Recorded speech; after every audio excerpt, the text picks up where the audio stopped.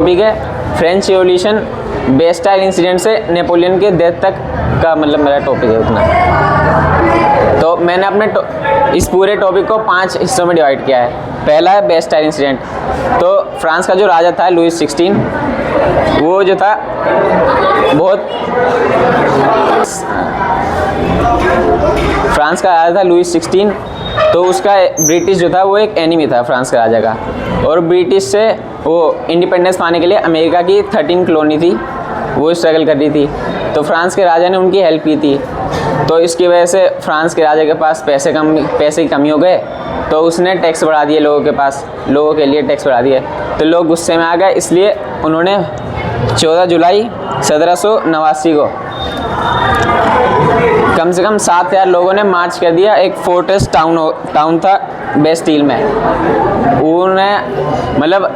उन्होंने हथियार के सर्च में वहाँ पे किलों को तोड़ दिया, और वहाँ के 7 प्रिजन थे वहीं पे, उन्हें आज़ाद करा दिया। और ये ऑफिशियल बिगनिंग थी फ्रेंच रिवॉल्यूशन की। फिर लोग खुद मिलके एक नेशनल असेंबली बनाते हैं। उसका पर्पस ये था कि राजा के जितने भी पावर्स हैं उसको लिमिट में लाने के लिए। तो एक पूरा एक कॉन्स्टिट्यूशन ड्राफ्ट बनाते हैं।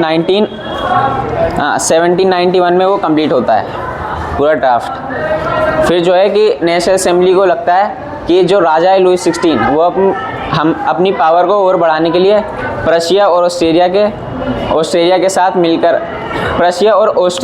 मिलकर मतलब उनके राजा के साथ मीटिंग कर रहा है, ताकि वो यहाँ वापस पावर गेन कर सके।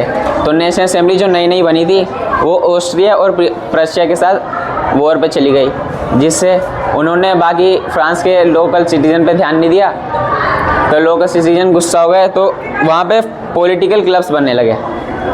तो उस टाइम का सबसे सक्सेसफुल क्लब था जैकोबिन क्लब, जिसका हेड था मैक्सिमिलियन रोबेस्पियर।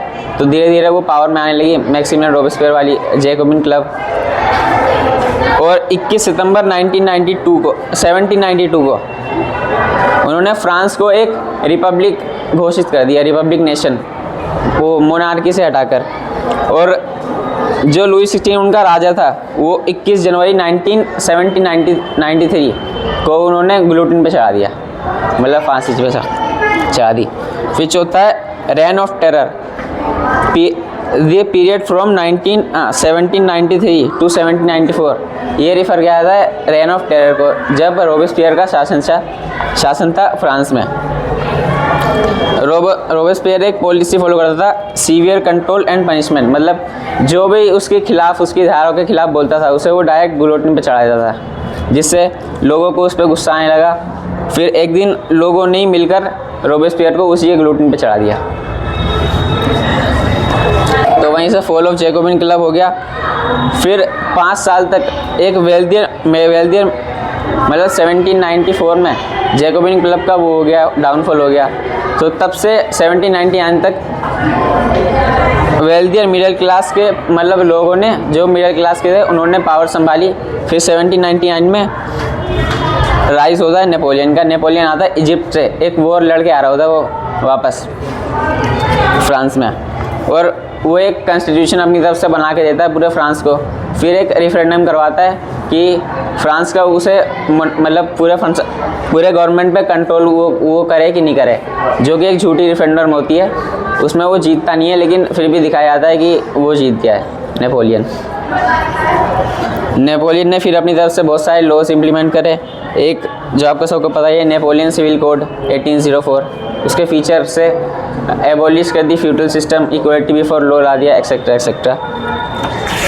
और नेपोलियन ने एक और चीज़ करी थी जो कि गलत थी, वो स्लेवरी वापस ले आया था 1802 में फ्रांस के अंदर।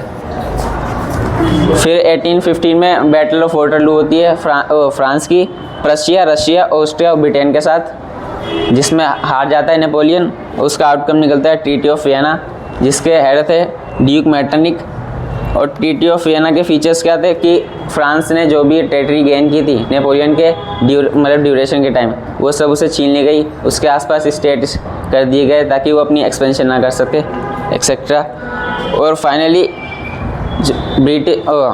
नेपोलियन की डेथ हो गई 1821 में सेंट हेलेना आइलैंड पे, जो कि ब्रिटिश के टेरिटरी थी।